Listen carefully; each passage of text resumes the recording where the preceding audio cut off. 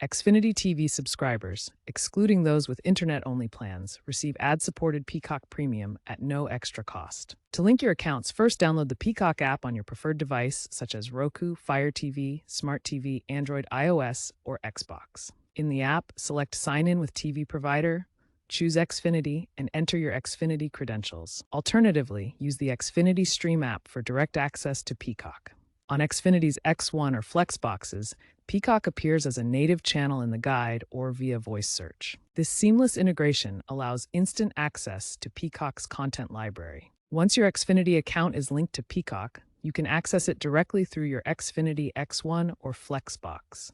Peacock appears as a native channel in your TV guide. You can also use your Xfinity voice remote to search for Peacock content by simply saying Peacock or specific shows. If you encounter issues during linking, you can reset the process through Xfinity's support portal. Visit the Xfinity website and navigate to the Peacock integration section. This integration provides ad-supported Peacock Premium at no extra cost.